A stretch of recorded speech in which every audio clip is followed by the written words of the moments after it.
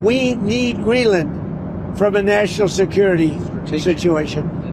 Denmark's prime minister is now speaking out about a possible U.S. takeover of Greenland. She says if that happens, it would essentially be the end of the NATO military alliance. Greenland is for the Greenlandic people, and we don't want to be Danish. We don't want to be American. We want to be Greenlandic, he said.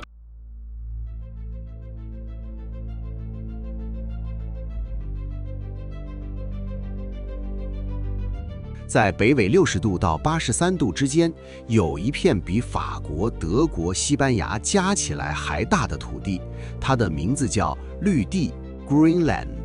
这是地球上最古老的谎言之一。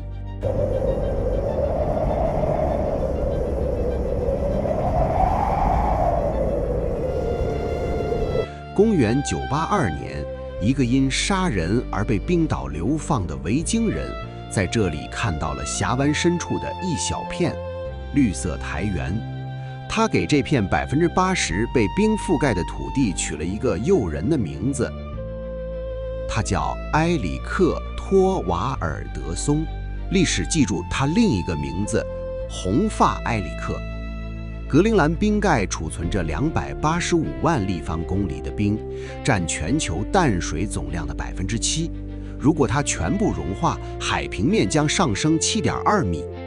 纽约、上海、孟买、伦敦都将沉入水下。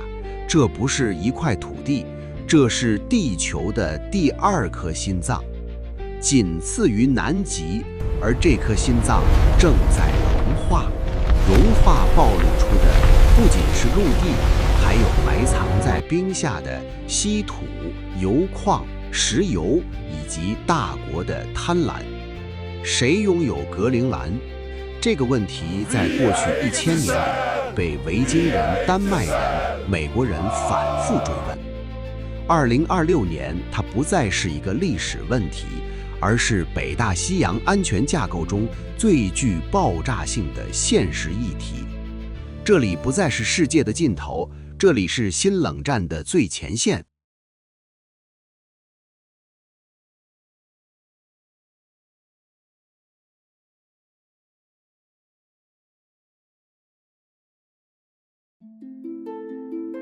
公元前2500年，最后一个冰河时代结束不久，一群猎人从今天的加拿大北部出发，跨越冰封的海峡，踏上了格陵兰的土地。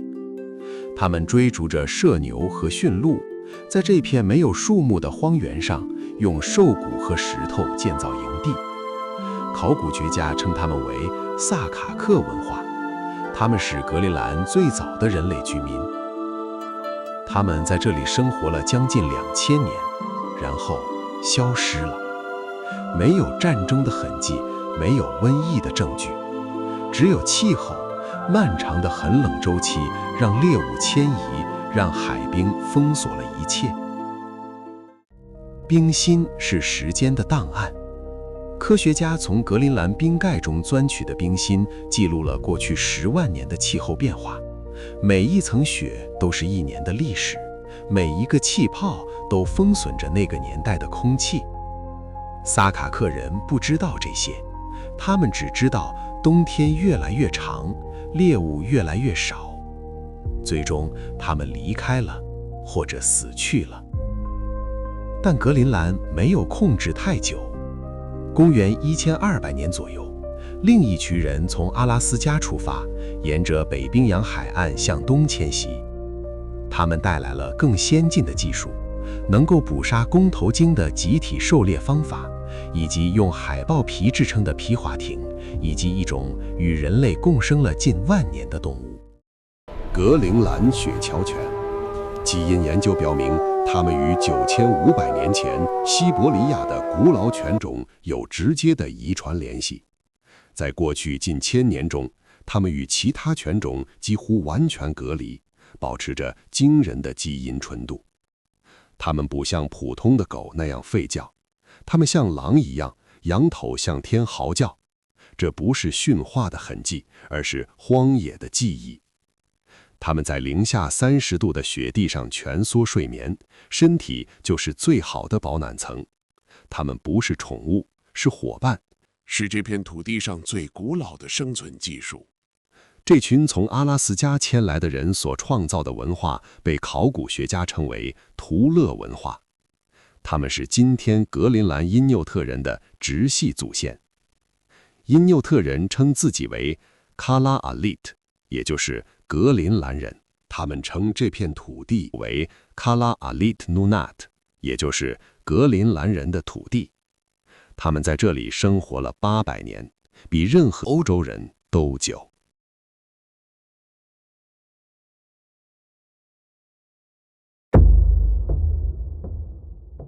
公元982年，冰岛，一个名叫埃利克·托巴尔德松的维京人正在等待流放期结束。他因为杀人被判3年流放。在维京社会，这已经是相当严厉的惩罚。但埃利克没有老实待着，他向西航行，去寻找传说中的土地。他找到了，那是格陵兰西南部的峡湾。夏季，那里的草地一片翠绿，河流里有鱼，山坡上有可以放牧的空间。埃利克决定给这片土地取一个好听的名字，他称之为格陵兰，因为他相信，如果这片土地有一个好名字，人们就会被吸引而来。这是历史上最成功的虚假广告之一。公元985年，埃利克带着25艘船，500多名殖民者从冰岛出发，只有14艘船抵达目的地，但这已经足够。维京人在格陵兰建立了2个定居点，东部定居点和西部定居点。最繁盛时，人口达到3000到5000人。他们建造了教堂，华睢教堂的遗址至今仍在。他们饲养牛羊，种植谷物，向欧洲出口海象牙和独角鲸牙。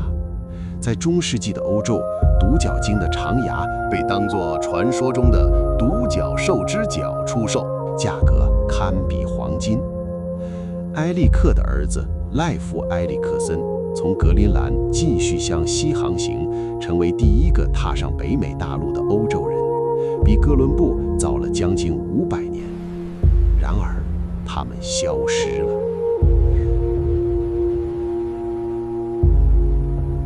1408年9月16日，华睢教堂举行了一场婚礼，这是格陵兰维京人留下的最后一份书面记录。之后再也没有任何消息从格陵兰传回欧洲。当英国探险家约翰·戴维斯在1585年抵达格陵兰时，他只发现了因纽特人。维京人的定居点已成废墟，杂草丛生。3000人，500年的历史就这样沉入了沉默。发生了什么？现代研究给出了答案，不是一个单一的答案，而是一连串的厄运。首先是气候，14世纪开始的小冰期让格陵兰的夏季越来越短，冬季越来越长，牧草无法生长，牲畜开始死亡。更糟糕的是，海冰封锁了通往欧洲的航道，贸易船不再能够抵达。然后是经济，维京人赖以为生的海象牙贸易崩溃了，不是因为海象消失，而是因为一条新的贸易路线打开了。非洲象牙开始大量涌入欧洲市场，价格只有海象牙的一小部分。格陵兰的维京人被一个他们从未见过、从未听说过的大陆击败了。还有竞争，图勒人，现代因纽尔特人的祖先正在从北方南迁，他们拥有维京人没有的技术，能够建造在海冰上狩猎海豹的皮划艇，能够在最严酷的冬天建造生存的雪屋。维京人坚持着欧洲的生活方式，养牛、种地、建教堂，他们没有学习因纽特人的生存技术。最终，他们为这种骄傲付出了代价。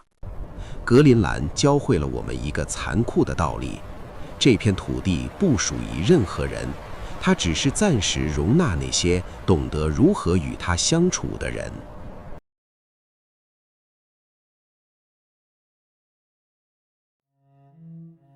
1721年7月3日，丹麦挪威传教士汉斯·埃格德抵达格陵兰，他此行的目的是寻找失落的维京人。那些300年前失联的基督徒同胞，他相信他们一定还在某个地方等待着上帝的消息。他找到的只有因纽特人和遍布台原的维京废墟。埃格德没有放弃，既然维京人已经消失，他就把传教的目标转向了因纽特人。这标志着丹麦对格陵兰长达300年殖民统治的开始。殖民从来不只是政治，它是语言的侵蚀，是文化的断裂，是身份的撕裂。有时候，它甚至是对身体的占有。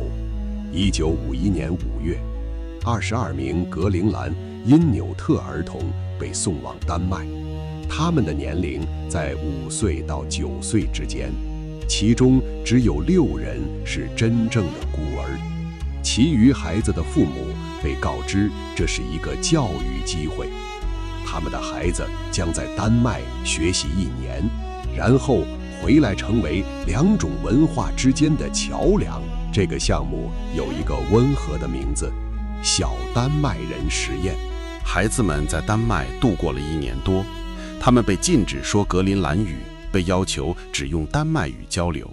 他们被安置在丹麦家庭中，学习丹麦的生活方式。然后他们被送回格陵兰，但不是送回自己的家庭。他们被安置在怒克的一家丹麦语孤儿院里，许多人再也没有见过自己的父母。当我回到格陵兰时，我跑向我的母亲，兴奋地说着话，但她听不懂。我说的是丹麦语，我已经忘记了自己的母语。我46岁时才知道，我是一个实验的一部分。当我读到那些档案时，我开始哭泣，哭了很久很久。22个孩子中，半数在成年后患上精神疾病或药物成瘾，半数在中年早逝。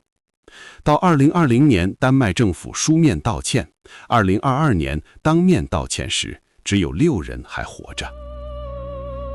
小丹麦人实验并非孤立。1966年至1975年间，丹麦当局在格陵兰推行了一项规模的节育计划，超过4500名格陵兰女性，据称占当时育龄女性的1半，被植入宫内节育器。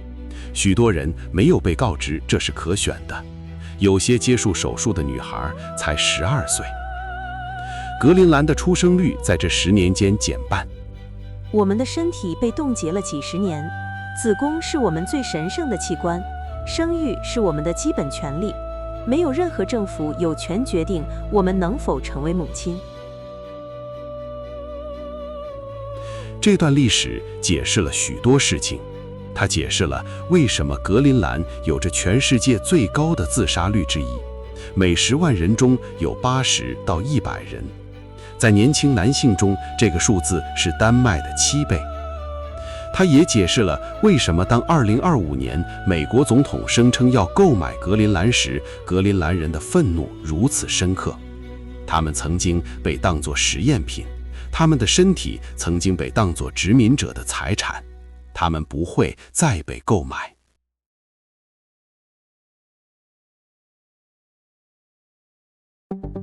1941年，纳粹德国占领丹麦。在华盛顿，丹麦驻美大使亨里克·考夫曼做出了一个大胆的决定。他以丹麦国王的名义，尽管国王本人正被德军软禁，与美国签署了一份防务协议，允许美军在格陵兰建立军事基地。哥本哈根的傀儡政府以叛国罪起诉了他，他不予理会。战后，丹麦议会追认了这份协议，考夫曼从叛徒变成了英雄，而美国从此在格陵兰站稳了脚跟。1951年，美国在格陵兰最北端建立了图勒空军基地，位于华盛顿与莫斯科之间的最短航线的正下方。但基地的建设有一个代价， 1953年5月，住在皮土菲克地区的27个因纽特家庭，约116到130人，被告知必须搬迁。他们只有4天时间收拾行李。他们被迁移到100到120公里外的一个荒凉地点，那里后来成为卡纳克村。我们回头看着自己的房子在风中翻倒，所有人都在哭泣，尤其是为那些老人难过。这次搬迁有一个精心计算的时间，1953年6月5日之前完成。因为6月5日，丹麦新宪法生效，其中包含了关于征地补偿的条款。在那之前搬迁，意味着不需要支付任何补偿。美国人在格陵兰建造的不只是雷达站。1959年，美国陆军在冰盖深处开始了一项秘密工程，对外它叫世纪营，一个科学研究站；对内，它的代号是冰虫计划。世纪营的21条隧道延伸近3公里，深入冰盖内部。它有自己的医院、教堂、电影院，甚至一座核反应堆，世界上第一座可移动的核电站。但这只是掩护，真正的计划是在冰盖下建造一个巨大的导弹发射网络，2500公里的隧道，600枚核导弹，覆盖面积相当于3个丹麦。导弹将安装在轨道车上，在隧道中不断移动，让苏联无法锁定目标。这个计划从未告知丹麦政府。冰虫计划最终失败了，不是因为被发现，而是因为物理学。格陵兰冰盖并非静止不动，它在缓慢流动，像一条极其缓慢的河流。隧道的墙壁开始变形，天花板开始下沉。1967年，世纪营被废弃，美国人带走了核反应堆，但留下了一切其他东西：20万升柴油、2400万升未经处理的污水，以及未知数量的放射性冷却液。他们相信冰雪会永远掩埋这些东西，他们错了。2016年，科学家警告，由于气候变暖，世纪营的废弃物可能在本世纪末暴露在地表。冰盖正在吐出人类的秘密。世纪营并非唯一的遗迹。DY2雷达站建于1958年，是远程预警线的一部分，一条横跨北极的雷达网络，用于监测苏联轰炸机。它矗立在冰盖深处，顶部是标志性的白色圆顶。1988年，由于冰层沉降导致结构失稳， DY2被仓促废弃。我们走进去，仿佛时间在1988年的某一天停止了。咖啡杯还留在桌上，日志还摊开着，好像工作人员只是出去抽了根烟，马上就会回来。但他们不会回来了。这座巨大的金属怪物正在慢慢沉入冰层。它是冷战与地质力量的对抗的无声见证。在茫茫冰原上， DY12是唯一的人造地标。对探险者来说，它既令人感到亲切，又充满末世的荒凉。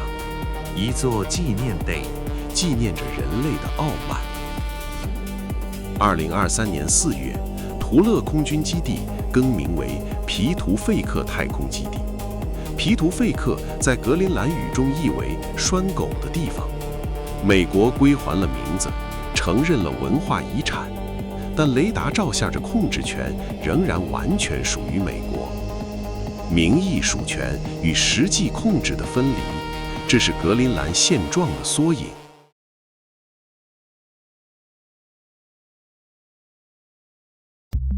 纳萨克，格陵兰唯一的规模化牧羊区。这里的峡湾在夏季看起来几乎像是挪威或苏格兰的高地，绿草、流水、安静的羊群。但在这片田园风光的背后，隐藏着一场关于格陵兰命运的战争。那座山叫 Kuannersuit， 在它的岩城深处埋藏着世界上最大的稀土矿床之一，以及铀。稀土是智能手机、电动汽车、风力发电机、导弹制导系统的关键原料。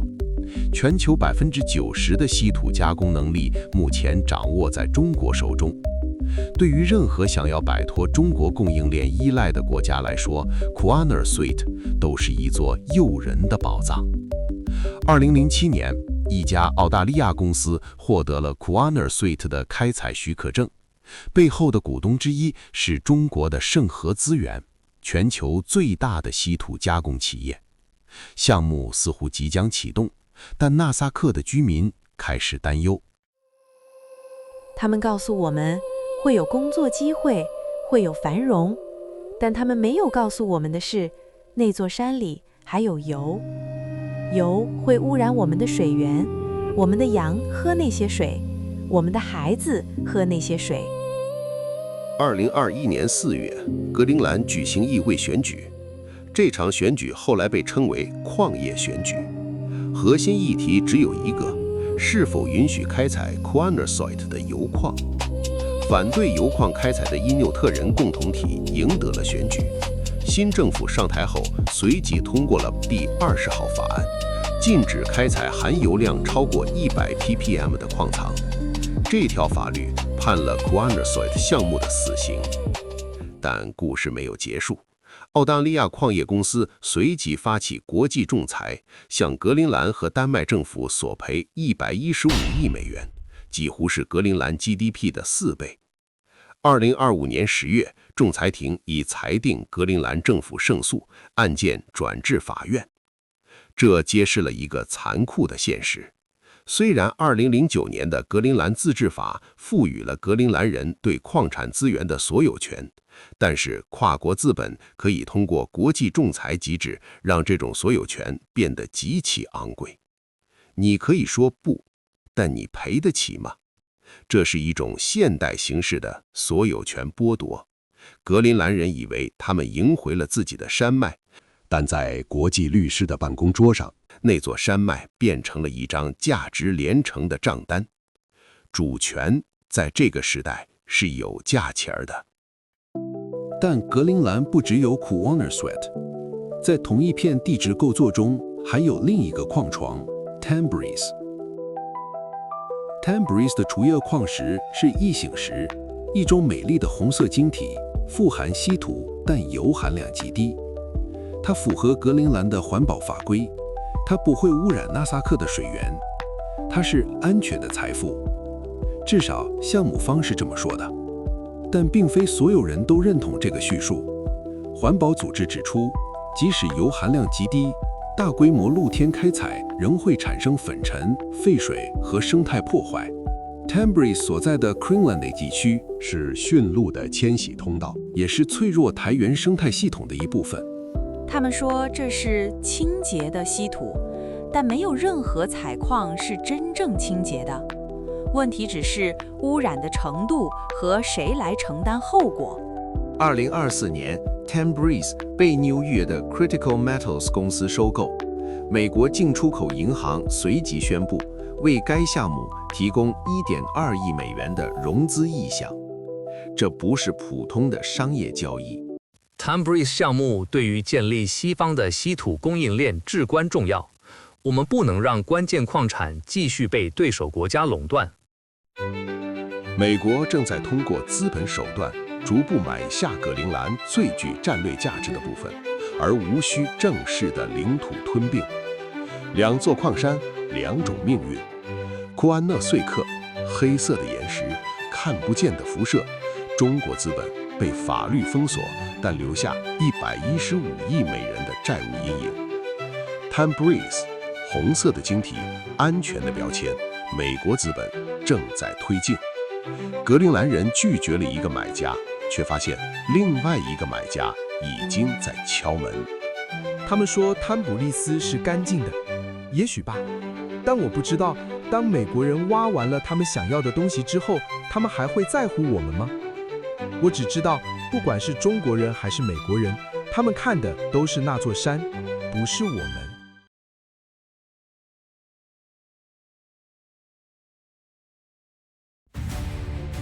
2025年1月7日，格陵兰首都努克，一架私人飞机降落在机场，走下飞机的是小当纳尔德·特朗普，美国总统的长子。这不是一次官方访问，但它的象征意义比任何外交照会都更加刺眼。几周前，当纳尔德·特朗普刚刚赢得美国大选，他在胜选演讲中再次提及格陵兰。Well, we need Greenland for national security purposes. Can you assure the world that as you try to get control of these areas, you are not going to use military or economic coercion? No. Everybody has to respect the sovereignty of all national states in the world, and that Greenland is today a part of the Kingdom of Denmark. It's a part of our territory, and it's not for sale. 2025年12月，丹麦国防情报局发布年度报告，报告中有一个前所未有的段落：美国被列为潜在的安全威胁，与俄罗斯和中国并列。这是北约历史上从未发生过的事情。一个成员国的情报机构公开将另一个成员国，而且是联盟的领导者列为威胁。当保护者变成掠夺者，联盟的定义便开始崩塌。2025年3月15日，努克爆发了格陵兰历史上最大规模的抗议活动。Not for sale! Not for sale! Not for sale! Not for sale! Vi er ikke til salg! Nej betyder nej! Stop threatening us! 格陵兰属于格陵兰人民，我们不想做丹麦人，我们也不想做美国人，我们要做格陵兰人。卡拉·阿里特，我们的国家不是可以买卖的商品，我们不是任何人的后院。And Greenland, basically, their defense is 2 dog sleds. Do you know that? You know what their defense is? 2 dog sleds. 2架狗拉雪橇，这是对天狼星雪橇巡逻队的嘲讽。丹麦皇家海军的特种部队，世界上最精锐的极地作战单位之一。他们在连机器都无法运转的极端环境下巡逻，他们用最古老的方式——雪橇犬，守护着地球上最荒凉的边境。这不仅是军事力量的对比，这是2种对待北极态度的对比：一种是征服与控制，另一种是适应与共存。2025年3月11日，格陵兰举行议会选举。这是在美国压力最大的时刻举行的选举，每一张选票都是对谁拥有格陵兰的回答。结果出人意料，主张激进独立的政党落败，获胜的是民主党，一个主张渐进式独立、强调经济稳定、主张与丹麦保持紧密关系的政党。新总理严斯·弗雷德里克·尼尔森，33岁，是格陵兰历史上最年轻的政府首脑。他在胜选后说：“如果必须在美国和丹麦之间选择，我们选择丹麦，我们选择北约。这不是因为我们放弃了独立的梦想，这是因为我们不愿意在枪口下做选择。如果必须在美国和丹麦之间选择，我们选择丹麦，因为在丹麦眼里我们是人，在美国眼里我们是地产。”这是一个极具讽刺意味的结论。美国的逼迫反而巩固了丹麦对格陵兰的所有权。格陵兰人意识到，与其做一个独立但脆弱的小国被大国觊觎，不如在一个尊重其自治权的王国中保持现状。他们暂时放下了独立的旗帜，为了生存。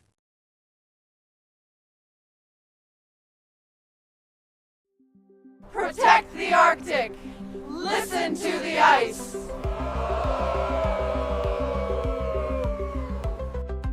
政客们争论主权，商人们计算矿藏，大国博弈，寸土必争。但在格陵兰的腹地，另一种时间在流动。冰川不关心选举结果，冰山不在乎边界画在哪里，他们只是按照自己的节奏，一种以千年为单位的节奏，缓慢移动、崩解、消融。在人类的喧嚣之外，地质的冷漠依旧。伊鲁里萨特，格陵兰语的意思是冰山。这是格陵兰第3大城市，人口约4500人，也是通往联合国世界渔产伊鲁里萨特冰峡湾的门户。冰峡湾的尽头是瑟美各库雅里各冰川，北半球流量最大的冰川。它每天移动40米，每年向海湾排放350亿吨冰。这些冰山有的高达数十米，在水下的部分更加庞大。它们在海湾中漂流数月，缓慢融化，最终消失在大西洋中。那些巨大的冰山，如同摩天大楼般漂浮在海面上，像是大自然的巨人、诸神的宫殿。我第一次感受到人类在自然面前的渺小。伊体冰川，距离伊鲁利萨特80公里，它是格陵兰最活跃的冰川之一，以频繁的崩解而闻名。这里没有手机信号，没有 WiFi， 电力靠太阳能勉强维持。夜晚，我躺在床上，听见冰川的呼吸声，那是冰层内部移动的低沉呻吟。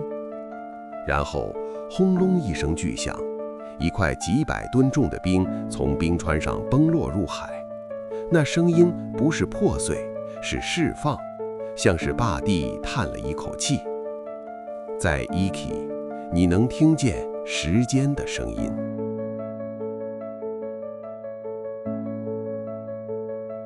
每一次崩解都是几千年前的雪在完成它漫长的旅程，从冰盖中心到边缘，从固态到液态，从格陵兰到大西洋，最终蒸发、凝结，再次落下。冰川是地球最缓慢的循环，但有些人选择更深入地走进这片白色。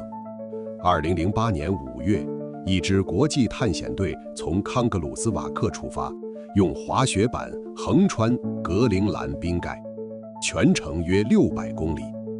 夜间气温低至零下50度，在这种温度下，任何装备故障都是致命的。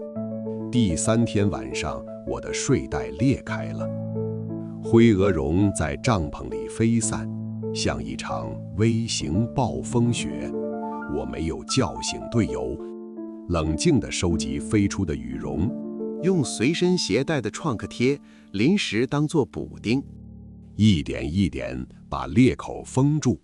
那一刻，我理解了什么叫生存，不是英雄主义，是耐心，是在绝望面前保持冷静的能力。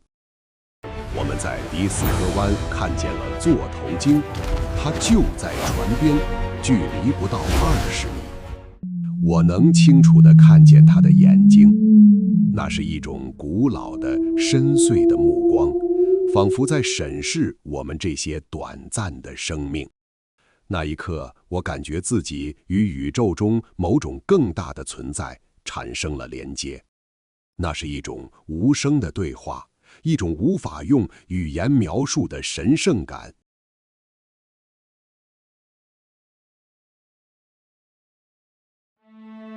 格陵兰正在融化，这不是预言，而是正在发生的事实。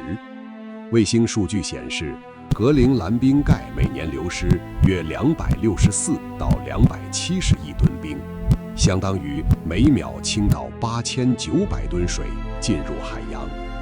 过去30年，格陵兰对全球海平面上升的贡献增加了6倍。科学家警告，即使人类今天停止所有碳排放，格陵兰冰盖的部分融化已经不可逆转。海冰的减少对因纽特猎人来说意味着灾难。海豹在海冰上繁殖，没有海冰就没有海豹，没有海豹，传统的狩猎方式就无法维持，雪橇犬也在减少。曾经有数万只的格陵兰雪橇犬，现在只剩下不到15000只。当海冰消失，雪橇犬也将失去它们的用武之地。一种延续了近万年的生存技术正在走向终结。瑟梅戈布亚雷戈冰川的移动速度在过去20年中几乎翻了一番。科学家认为，这意味着冰川底部正在被温暖的海水侵蚀，失去了对岩床的附着力。当冰川加速，海平面上升也会加速。这不是线性的变化，而是一个可能失控的反馈循环。如果格陵兰冰盖完全融化，这个过程可能需要几百年，也可能更快。全球海平面将上升超过7米，纽约曼哈顿的大部分将沉入水下，上海几乎全部消失，伦敦、孟买、雅加达、迈阿密，世界上最大的城市都将面临灭顶之灾。格陵兰的冰不只是格陵兰的问题，它是全人类的问题。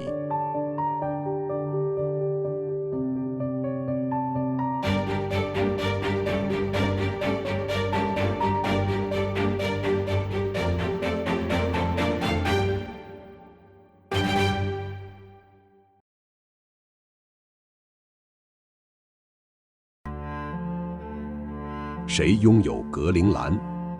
这个问题在过去1000年里被反复追问。维京人以为他们拥有它，他们建造了教堂和农场，出口象牙和毛皮，然后他们消失了，被气候和时间击败。丹麦人以为他们拥有它，他们传教、殖民、改造因纽特人留下的是创伤和悔恨。美国人以为他们能买下它，他们在冰盖下埋藏核废料，在因纽特人的家园上建造军事基地，他们用资本收购矿山，用威胁试探主权。但格陵兰人说不。也许真正的答案是，没有人能拥有格陵兰。这片土地太古老、太庞大、太不可预测，不属于任何人类的野心。它只是暂时容纳那些学会与它共存的人。因纽特人懂得这个道理，他们没有试图征服这片土地，而是适应它。他们没有试图改变冰盖，而是学会在冰盖上生存。在因纽特语中，格陵兰叫卡拉利特努纳特，也就是格陵兰人的土地。这不是一种所有权的宣示，这是一种归属感的表达。土地不属于人，人属于土地。我们选择了留在丹麦王国，但这不是终点，这是一个开始。有一天我们会独立，但那将是我们自己的选择，在我们自己的时间表上，不是因为有人逼迫我们，而是因为我们准备好了。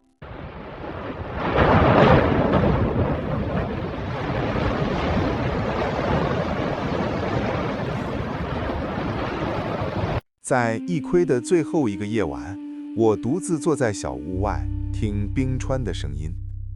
那是一种奇怪的感觉，既渺小又完整。我意识到，我不是来看格陵兰的，我是来听它的。它在告诉我一些事情，关于时间，关于脆弱，关于我们这个物种与这个星球的关系。我不确定我完全听懂了，但我知道我会一直记得那个声音。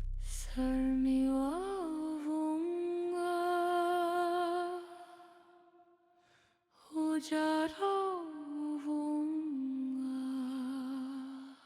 格陵兰，地球的第二颗心脏，它正在融化，它正在被争夺，它正在向我们发出警告。